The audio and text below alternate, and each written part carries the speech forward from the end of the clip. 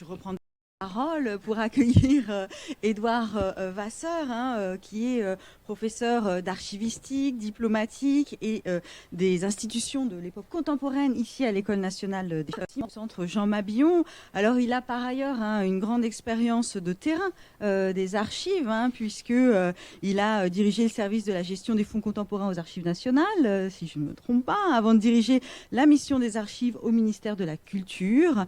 Et j'ajoute qu'aujourd'hui, au sein de l'École nationale des chartes, il porte les projets sur les archives africaines, projets qui ont déjà débouché par une très belle reconnaissance avec la création d'une chaire UNESCO, les archives au service des nations et des sociétés africaines, chaire dont il est le porteur.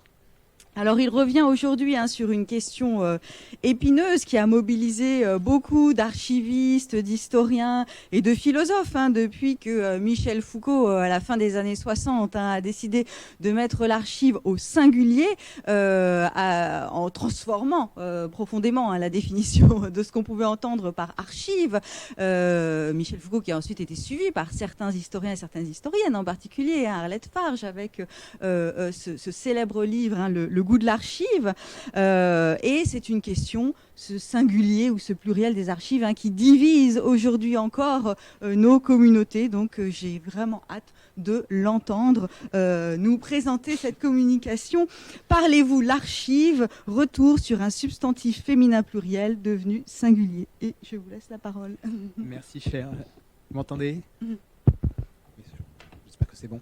Merci, cher Valérie Tess. Alors, il est d'usage de remercier en début de communication. Je ne sais pas si je dois remercier les organisateurs de m'avoir donné cette tâche si difficile déjà de commencer un colloque et en plus de parler de ce sujet terminologique, moi qui ne suis pas du tout un linguiste. Voilà, je vais essayer de partager, je dirais, le résultat de ce que j'ai eu le temps de chercher, de trouver, peut-être ou pas. Donc, sur ce sujet de Parlez-vous l'archive, retour sur un substantif féminin pluriel devenu singulier. Alors, je remercie aussi les organisateurs d'avoir commencé à parler et à avoir employé alternativement le singulier et le pluriel. Et j'ai été frappé notamment par cette phrase qui a été prononcée. Ce soir, nous irons aux archives puisque nous serons accueillis dans une bibliothèque. Donc, je pense que ça donne assez bien le ton de notre journée. Donc, je me suis dit comment je vais partir sur ce sujet et je vais revenir en fait aux fondamentaux, l'étymologie, le pluriel, le singulier. On va voir les choses dans l'ordre. Alors, commençons par alors, aussi, je m'excuse par avance, puisque à 11h, je dois aller donner cours au premier étage. C'est ma journée de cours ici, donc je vous abandonnerai et je ne pourrai pas être là à la discussion, mais je sais que mes collègues ici présents seront capables de répondre et de rebondir. Alors, commençons par l'étymologie de ce terme archive. Eh bien, quand on regarde l'étymologie de ce terme archive, qu'il soit au pluriel ou au singulier, on se rend compte que personne n'est d'accord. Donc, ça donne un peu le ton de ma communication. Puisque si je reprends les différents dictionnaires, je me suis appuyé sur des valeurs sûres et pas sur ma propre impression. Voilà, on constate que les auteurs ne sont pas d'accord sur le sujet. Prenons Furetière, XVIIe siècle, qui constate en effet ce débat en disant que quelques-uns dérivent le terme archive du terme arca, le coffre, alors que d'autres le dérivent du terme archeion. Donc, dans un cas, le latin, dans l'autre cas, le grec. C'est à peu près la même chose que dit l'encyclopédie de Diderot, à peu près pas tout à fait un siècle plus tard, puisque donc il renvoie à l'opposition, enfin au débat entre arca, le coffre, et archeion, et en évoquant qu'il y a aussi le latin arcarium, et qu'on trouve aussi archivum. Donc voilà, d'où cela vient, ça continue à compliquer. Alors, Littré, toujours une valeur sûre. Également, lui insiste rappelle l'existence d'archivum et il insiste sur archeion, donc en rappelant que c'est la demeure des magistrats supérieurs et le dépôt des pièces officielles, et il évoque le fait que archive vient de archeion, a le sens de commander, mais il ne parle pas du commencer, dont parleront plus tard les philosophes. Le grand Larousse universel, donc Pierre Larousse, lui aussi évoque archivum, archeion, voilà, en disant que archeion est employé pour désigner des registres publics. Donc là aussi, on a aussi un sens différent. Voilà, on n'est plus sur le commandé. je vais passer celui-là, mais si on voit le dictionnaire historique de la langue française, autre valeur sûre, donc là fait dériver archive du latin archivum, en disant que c'est un emprunt, un archeia, qui est un pluriel neutre. Encore le singulier, le pluriel, etc. Et voilà, donc on est sur et on voit apparaître cette définition de archaïenne comme commander, mais aussi commencer. Commencer. Mais si on va cette fois-ci au dictionnaire de l'Académie française, le dictionnaire de l'Académie française, dans sa version actuelle, ne parle que d'archivum et d'archeia, les choses très anciennes. Donc voilà, on voit que tout ça se débat, et même les professionnels débattent de la chose. J'étais intéressé de voir que dans un groupe de travail qui a été mis en place dans les années 60, sur lequel j'ai un article en cours, donc qui est au sein du ministère des Finances, deux archivistes se battent sur l'origine du terme, donc, entre archaïon et archéon. Alias Maurice Durand-Barthès, qui était de l'archive du ministère de la Justice, et Robert Favreau, qui était à l'époque déjà directeur des archives départementales de Maine-et-Loire. Donc voilà, on a un débat. Et d'où vient l'étymologie du mot archive ? Eh bien, ce n'est pas clair. Donc, premier constat que je peux faire à l'issue de cette communication. Deuxième constat, partons sur le terme archive au pluriel, celui que nous connaissons, que nous employons en tant que j'emploie moi, en tant qu'archiviste. Donc, je m'appuie beaucoup sur ce que ont dit déjà mes collègues, ça ne sert à rien de réinventer. Donc, Patrice Marcillou, dans son étude sur les égo-archives, rappelle que c'est un des 5000 mots les plus courants de la langue française, et que sa fréquence relative est croissante, et que sa présence éditoriale et médiatique est croissante, puisque désormais, le terme archive dépasse, depuis 2005, le terme archive dépasse le terme bibliothèque, même si, voilà, ce soir, vous irez aux archives en allant dans une bibliothèque. C'est peut-être le sens que les archives l'emportent sur les bibliothèques. Je laisse à mon collègue Christophe Gauthier le soin de répondre aussi à cette question. Donc voilà, donc importance croissante, il pointe l'importance croissante de ce terme archive au pluriel dans le vocabulaire général. Alors, là encore, revenons à la source, revenons au dictionnaire. Et là aussi, eh bien, nous trouvons des différences de définition. Pour Furetière, c'est un trésor, c'est la chambre où l'on garde les titres et les papiers. En évoquant le trésor des chartes. Donc il n'est que sur le terme archive en tant que lieu. Pour l'encyclopédie Diderot, ce sont les anciens titres ou chartres qui contiennent les droits, prétentions, privilèges et prérogatives d'une maison, d'une ville, d'un royaume. Donc on dépasse le lieu puisqu'on est aussi sur les choses. Et l'encyclopédie rappelle qu'il se dit aussi du lieu où l'on garde ces titres ou chartres. Chartres. Pas Chartres, on sait très bien que l'école a été créée sous le nom d'école des Chartres dans son ordonnance officielle, mais ça c'est un autre débat. Alors, le dictionnaire de l'Académie rend compte de cette évolution, puisque dès 1694, dans la première édition, je ne sais pas à quelle époque est sorti le terme, a été écrit la définition de terme archive, on est à la fois sur ce débat entre le lieu où l'on sert et où l'on garde les titres, et chartres et pièces importantes, et les papiers, et les titres eux-mêmes. Donc ce mélange entre le lieu et la chose, non pas le mot et la chose. Définition qui demeure à peu près jusqu'au XIXe siècle. Donc, puisqu'on retrouve dans la 6e édition de 1835 cette opposition, c'est juste sa position, entre les titres, chartres et autres papiers importants et le lieu où l'on garde ces sortes de titres. La pièce où ont été déposés ces fameux titres. Alors aujourd'hui, quelle est la définition de l'Académie ? Eh bien, elle n'a pas en tant que telle changé, puisqu'elle juxtapose la définition en termes de la chose et du lieu. Donc la 9e édition, qui est l'édition actuelle, définit les archives comme les documents tels que manuscrits, imprimés, photographies, films, enregistrements sonores, etc., concernant le passé, si sur ce mot, d'un peuple, d'une province, d'un département, d'une ville, d'une famille, d'une institution publique ou privée.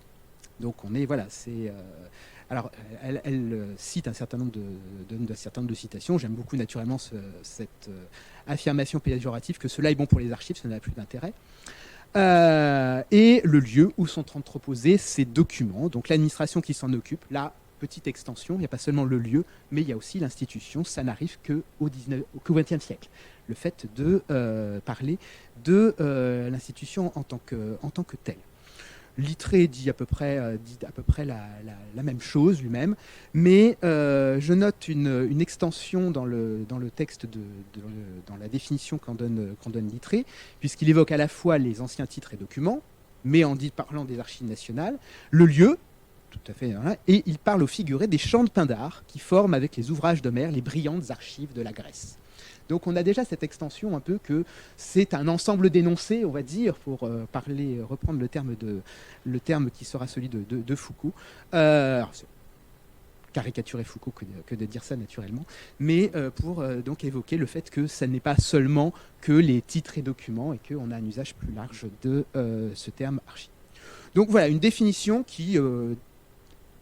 des définitions dans les dictionnaires qui sont autour donc de la chose, du lieu, avec une extension chez Littré, mais avec un lien très fort avec le passé. Donc ça, c'est aussi un point qui me semble important à souligner.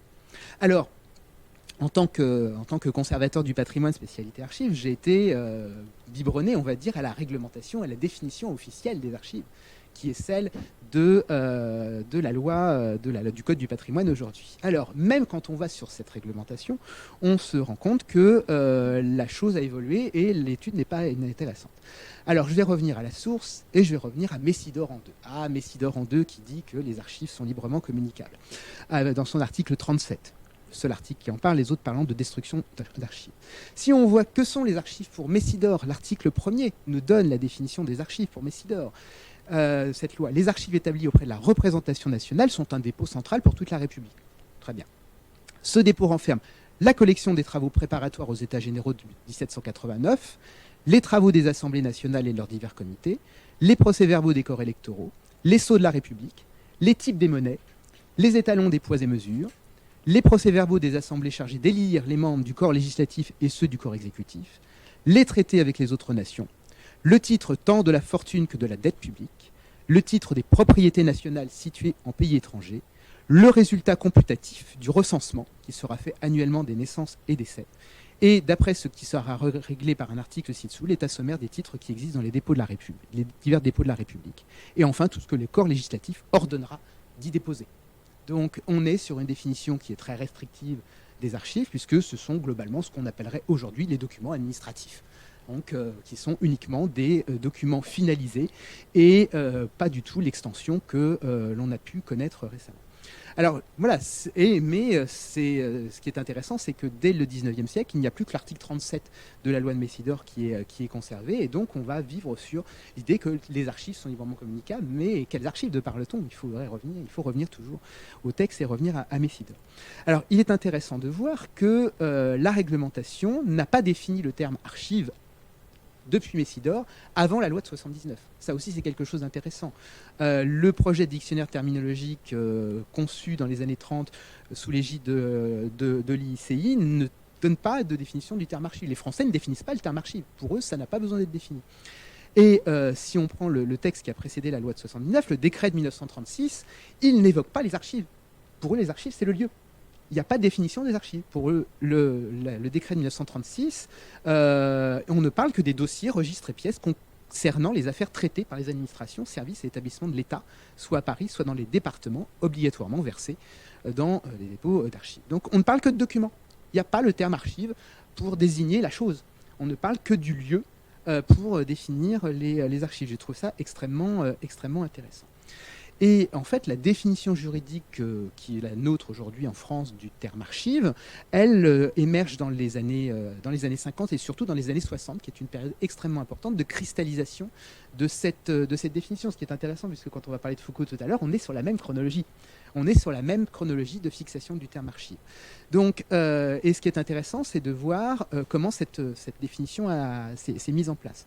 Dans les années 50, il n'y a que 2 définitions du terme archive. La première a été élaborée dans le cadre du stage technique international d'archives créé par Charles Brébant, un autre chartiste, sous l'égide de Robert-Henri Bautier, un ancien professeur de cette maison, un homme très important dans le monde des archives dans les années 50-60, où globalement le mot archive désigne le ou les fonds d'une institution ou d'une personne. On est sur cette idée que les archives, c'est la production organique d'un individu, mais aussi le dépôt où sont conservés ces fonds. Et on retrouve à peu près la même chose dans la définition que donne Jean Favier, autre chartiste, dans le Que sais-je qu'il écrit dès 1959 en disant que les archives sont l'ensemble des documents reçus ou constitués par une personne physique ou morale ou par un organisme public ou privé, résultant de leur activité, organisée en conséquence de celle-ci et conservée en vue d'une utilisation éventuelle. Donc ce qui est important, c'est le côté organique des archives, c'est la notion de fonds d'archives, et ce qui est intéressant, c'est de voir que c'est principalement par la notion de fonds d'archives que sont définies les archives en tant que telles. C'est plus la définition du fonds d'archives qui est importante, l'opposition à collection et bibliothèque, que la définition de ce que sont les archives en tant que telles. Et les années 60, dans le cadre des débats qui vont avoir lieu avec les administrateurs, dans le cadre notamment du groupe de travail que j'ai récemment étudié, donc qui est un groupe de travail au sein du ministère des Finances, il faut le rappeler, on va voir cette extension, ce retravail de la définition d'archives, à la fois en termes de périmètre et en termes de définition. Et ce qui est intéressant dans ce groupe de travail, donc au sein de ce groupe de travail archives, organisé au sein du service central organisation et méthode, donc quelque chose de très administratif, c'est de voir que c'est un moment de confrontation entre les archivistes et les administrateurs sur ce que sont les archives. Pour les administrateurs, les archives, c'est ce qu'on confie aux archives une fois qu'on n'en a plus besoin, soyons clairs. Alors, et c'est ce contre quoi vont s'insurger les archivistes, et notamment Robert Favreau, donc chartiste lui aussi, ancien archiviste à l'époque, et qui deviendra ensuite professeur d'université à l'université de Poitiers, spécialiste d'épigraphie médiévale. Et donc Robert Favreau écrit en 64 que les administrations considèrent comme de leur domaine exclusif, ce qui est vrai pour le classement, ce qui est faux pour les éliminations, que l'on définisse les catégories de documents pour lesquels les archives donneront des autorisations de principe, c'est la bonne formule, mais non pas la libre décision des tris laissée à l'administration, ce qui n'est pas son domaine, le tri faisant intervenir le critère historique, où seules les archives, en tant qu'institution, ont règlement autorité. Pour lui, les archives, c'est toute la production des administrations, puisque ce sont des archives en formation, donc un patrimoine en formation, et que les archivistes ont un droit de regard là-dessus, ce qui veut dire que ce qui entraîne des débats absolument, des débats tendus, on voit, avec les administrateurs qui ne sont pas du tout d'accord. Et c'est dans le cadre des textes réglementaires, des projets de textes réglementaires, donc élaborés dans le cadre de ce groupe, que la définition de la loi de 79 va émerger. On parle de génétique des textes, là on est en plein dedans, puisqu'on va voir apparaître la notion de forme, dès 1965, à l'époque où on se pose la question de l'arrivée des bandes magnétiques, fiches perforées et autres films. Donc on se pose la question de la forme. En 66, c'est le support qui apparaît. Et enfin, à la toute fin, en 68, c'est la notion de date. Et je retiens donc la définition qui est finalement donnée dans la dernière version du texte qui est élaboré dans les années 60 par Michel Duchin, encore un autre chartiste. Les archives des administrations, services et établissements publics nationaux et départementaux sont constituées par les documents de tous ordres résultant de leur activité, toujours l'organicité, quelle que soit leur date, la nature de leur support ou leur forme. La définition qui va être celle de la loi de 79 est déjà là dans cette définition telle que reformatée par Michel Duchin à l'issue de tous ces travaux. Donc la loi de 79, qui est encore le texte fondamental pour le fondement du Code du patrimoine aujourd'hui, définit les archives comme l'ensemble des documents, quelle que soit leur date, leur forme et leur support matériel, produits ou reçus par toute personne physique ou morale et par tout service ou organisme public ou privé dans l'exercice de leur activité. Définition qui a été augmentée ensuite en 2008 de la notion de indépendamment du lieu de conservation et où en 2016 on a rajouté l'incise, y compris les données.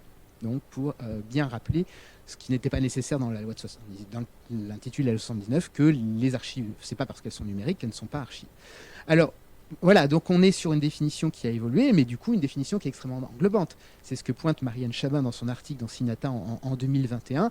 Cette formulation et l'interprétation qui en est faite généralement conduit au tout est archive. Archive au singulier, naturellement. Donc voilà, et elle pointe l'idée que qui trop embrasse mal étreint. Mais c'est la définition qui est celle encore aujourd'hui, qui est celle des archives. Et quand on la confronte à la réalité, on voit que le terme archive, il est beaucoup plus large que ce qui est donné dans les dictionnaires et ce qui est donné dans la réglementation, puisque, là encore, je cite Marianne Chabin, puisque je ne vais pas refaire ce qui a été fait bien, donc dans son article dans Signata en 2021, elle distingue trois facettes principales du terme archive au pluriel, d'utilisation, au-delà de celle de la loi qui est donnée par la réglementation. Les archives de publication, hein, donc un moyen pour désigner des corpus de textes qui sont rassemblés autour d'une discipline, les archives de psychologie, les archives de philosophie, ce dont elle dit que c'était avant les fameux monuments qu'a évoqué très bien Elsa Marguin-Hamon tout à l'heure, et en disant que la similitude avec les archives tient au caractère chronologique qui évoque la notion de registre, le côté d'un enregistrement systématique de ce qui est produit dans un ordre chronologique, ce qui est le sens du registre. Et elle retrouve la même chose dans un peu l'utilisation qui est faite donc du terme archive dans le secteur audiovisuel, hein, l'archive audiovisuelle, les archives cinématographiques, les archives de la télévision, qui sont en effet ce rassemblement de tout ce qui est produit. Elle pointe une deuxième catégorie d'utilisation du terme archive au pluriel, c'est ce qu'elle appelle la capture du réel à des fins patrimoniales. Donc là, la constitution donc, de corpus qui sont décidés par quelqu'un, un chercheur, un conservateur. Donc, puisque là, on est sur quelque chose qu'on va créer. Alors, elle évoque l'existence des archives de la planète d'Albert Kahn, qui sont une pure création, donc une commande d'Albert Kahn, donc d'autochrome et de films cinématographiques. Les archives orales aussi, qui sont aussi la constitution de témoignages oraux. Mais on pourrait évoquer aussi les archives du web, naturellement, qui sont collectées par la Bibliothèque nationale de France et qui résultent à la fois d'une captation automatique et de choix qui sont faits par les bibliothécaires de la Bibliothèque nationale, ou les mémoriaux des attentats terroristes, hein, ce qu'on a collecté au pied de la statue de la République, hein, à l'issue des attentats. Enfin, elle pointe un troisième ensemble, qui est la documentation au service d'une cause, donc ce qu'on appelait avant des bibliothèques, qu'aujourd'hui on appelle des archives souvent communautaires, donc que ce soit les archives LGBT, les archives du féminisme, qui rassemblent à la fois livres, archives, flyers, objets, qui sont des rassemblements, des ensembles, et qui ont un objectif militant, puisque c'est un moyen d'affirmer sa présence, d'affirmer son existence. On pourrait élargir cette catégorisation en évoquant aussi les archives du sol, hein, qui sont celles des archéologues, expression déjà employée au XIXe siècle. Donc, à l'issue de ce travail sur archives au pluriel, je me sens tout aussi perdu, je dirais, que après l'étude étymologique du terme archive. Alors, pour troisième acte, archive au singulier. Passons à archive au singulier. Archive au singulier, donc, rappel, c'est que l'Académie française ne connaît pas le singulier encore aujourd'hui.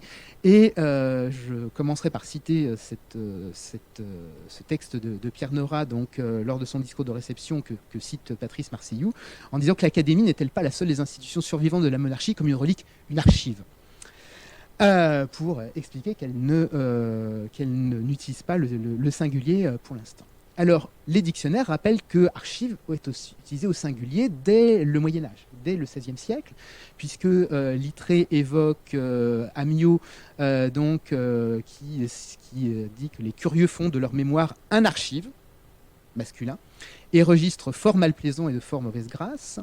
Archive au singulier qui est utilisé aussi par Péguy dans son poème Ève, où il évoque « Et ce n'est pas d'archives et de conservatoires que nous nous armerons le jour du jugement, et ce n'est pas des jeux des professeurs d'histoire que nous nous prévaudrons le jour du règlement ». Le dictionnaire historique de la langue française évoque également l'utilisation du singulier par Maurice Barrès en 1913. On est dans la même période où évoquant Gabriele D'Annunzio, disant qu'il m'a fait l'éloge de son petit pays natal et du noble sang de l'Antiquité qui coule dans les veines du plus humble. Et moi je songeais, ce n'est pas aux racines mais aux fruits que se vérifie le mieux l'arbre de noblesse. Le génie entouré de l'ardente amitié de ses concitoyens prouve mieux qu'aucune archive que Pescara est fille de la race hellénique.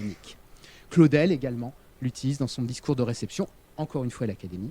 Et pour ne parler que de l'art, ce document, cette archive, cette instigation sans cesse ranimée de notre capacité d'assentiment, tous ces arrangements autour de soi que l'on combine pour s'en essayer sur soi-même la réaction.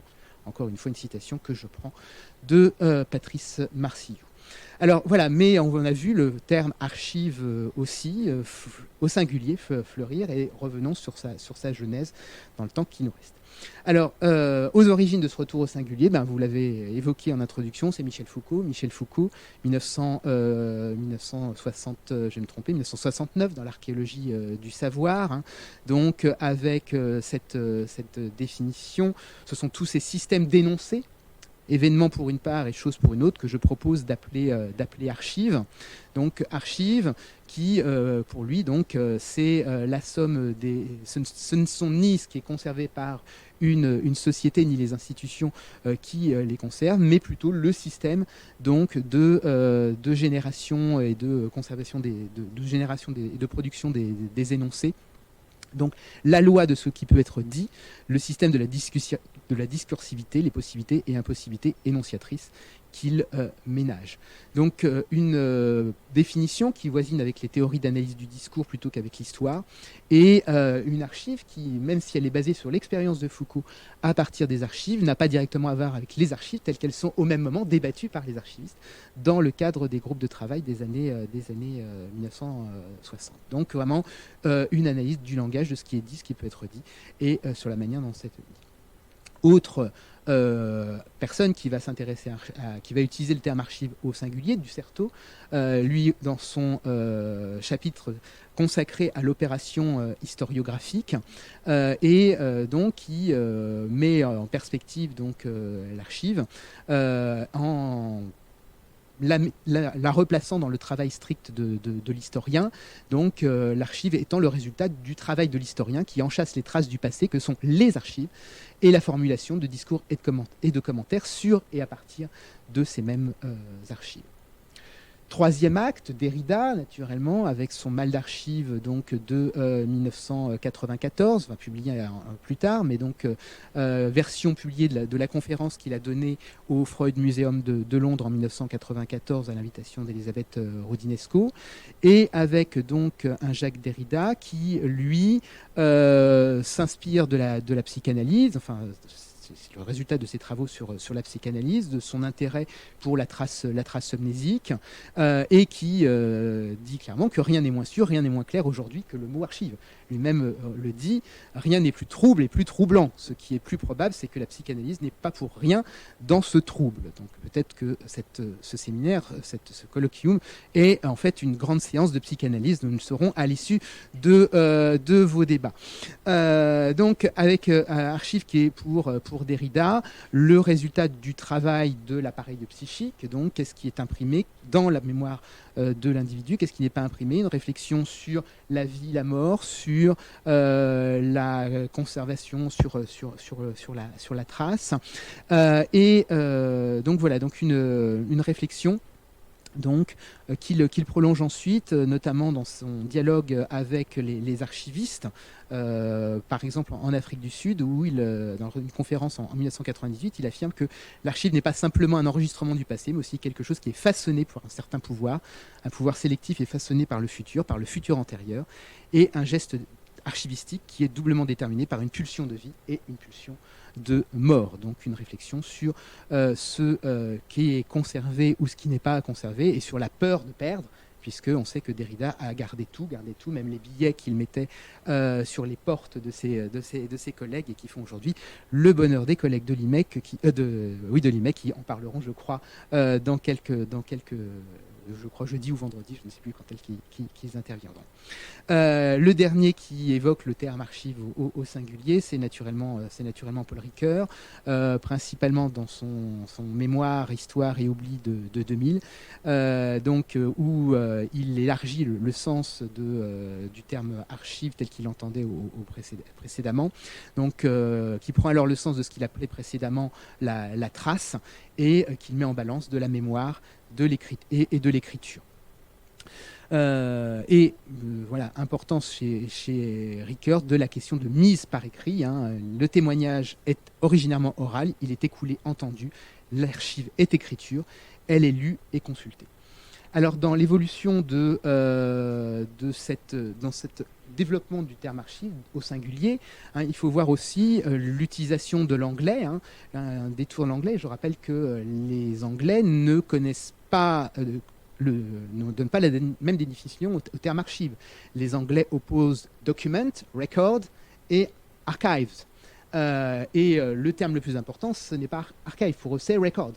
Records, c'est ce qui va faire foi, même si Jeffrey Yeo en a parlé dans un article récent. Même le terme records a une histoire, et une histoire qui est très riche. Alors voilà, en anglais, j'ai été voir le dictionnaire de terminologie de la Société des archivistes américains. Donc la définition, c'est physical or digital collection of historical records. Donc on est bien sur l'historique et non pas sur ce qui est la définition large que on donne aujourd'hui au terme archive en France dans la réglementation, avec l'idée qu'on utilise archive au singulier au pluriel. Archive au singulier étant plutôt britannique, là où archive au pluriel est plutôt américain. Je renvoie à l'intitulé de deux manuels, celui de Sir Elijah Jenkinson, le Manual of Archive au singulier Administration, et celui de Theodore Schellenberg, Modern Archives au pluriel, l'un étant anglais, l'autre américain. Il faut voir également l'influence de plus en plus importante de l'informatique, qui a joué un rôle important, donc avec cette généralisation du terme archive au singulier. Il suffit à l'école des chartes d'ouvrir notre messagerie pour se le rappeler tous les jours, puisque nous avons une fonction archive qui n'est que la traduction de l'archive de Microsoft à l'origine. 5 minutes, je sais. Il n'y a pas de souci, j'ai moi aussi mon temps parce qu'il faut que je monte. Voilà, et la mise en place de l'OAIS, l'Open Archival Information System, donc une modélisation de la fonction archive, donc rappelle bien que utilise le terme archive au singulier et qui parle d'une organisation qui a pour but de préserver l'information en vue de lui donner accès et de la permettre sa réutilisation par une communauté désignée. Alors ce terme archive au singulier, il s'est diffusé. Alors timidement dans les années 70, j'ai été étonné de voir que dès 1971, un archiviste français, Carlo Laroche, utilisait le singulier dans son étude structuraliste du fonds d'archives, donc publié en supplément de la Gazette des Archives, qui n'est pas sur l'archive de la Gazette des Archives en ligne. C'est un élément intéressant en matière d'oubli. Et surtout une accélération à partir de la fin des années 90 et surtout des années 2006, 2007, 2008, 2011, 2012, où on voit le terme archive se répandre dans les titres des communications, avec un élargissement du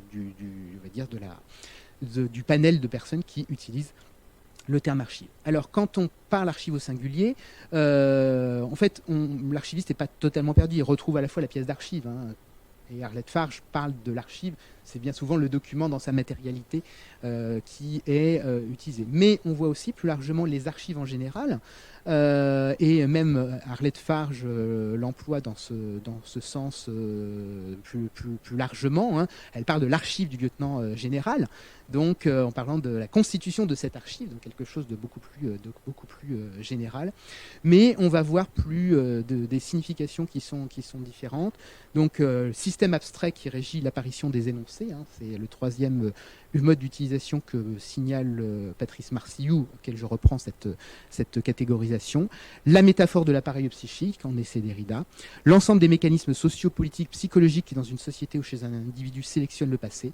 Et enfin, tout objet ou tout lien considéré comme porteur de traces du passé. Donc, et c'est ce qu'on retrouve quand on lit les différents ouvrages qui évoquent le terme archive. Donc, c'est ce que j'ai retrouvé notamment en lisant l'ouvrage Dialoguer l'archive, publié en 2021 par l'INA, où on retrouve ces différentes significations. Les archivistes étant plutôt sur documents d'archives et l'ensemble pris en charge, et les mondes de l'art étant beaucoup différents. On sent, en tant qu'archiviste, je sens quand même que dès que je rentre dans l'art contemporain et dans le domaine de la performance, de la musique et de la danse, je m'éloigne de cette définition et je suis beaucoup moins à l'aise avec la définition, et je l'assume complètement. En conclusion, maintenant, après cette trop rapide présentation, que dire ? Je dirais que le passage du pluriel au singulier, alors il est dit comme étant adopté par les archivistes, et c'est ce que estime Patrice Marcillou, ce que critique en partie Marianne Chabin dans son dernier article. Je suis plutôt de l'avis de Marianne Chabin que de celle de Patrice Marcillou. Néanmoins, ce que je constate, c'est que même si le terme archive au singulier n'est pas utilisé, on a les logiques qui sont derrière, notamment l'intérêt pour le continuum que constituent les archives du créateur jusqu'à l'utilisateur, l'importance, la place des humbles dans le discours, les questions de domination que peuvent revêtir la production des archives, la mise en archive, le traitement des archives, l'accès aux archives, sont des choses qui sont débattues au sein des archivistes. Alors cela veut-il dire pour autant que le dialogue est facile, et je conclus, et cette fois-ci c'est ma conclusion. Je voudrais citer un article pour finir, donc de Michel Caswell, qui est professeur à l'UCLA à Los Angeles, et qui date de 2021, et qui évoque, qui a ce titre-là, The Archive is not an archives, on acknowledging the intellectual contribution of archival studies. Et donc Michel Caswell, dans cet article, pointe la divergence, on va dire, l'incompréhension entre les humanities scholars et les archival studies scholars. Donc l'opposition entre les universitaires, les humanistes, on va dire, et les archivistes sur le terme archive, l'incompréhension. Elle parle de parallel tracks, donc de chemins parallèles qui ne se rencontrent pas nécessairement, pointant le fait que les humanities scholars ne lisent pas la littérature archivistique elle-même. Et elle appelle dans son article au développement de parcours croisés, de discussions croisées, et c'est ce que j'espère en conclusion que vous permettra ce colloquium. Et je vous remercie pour votre attention.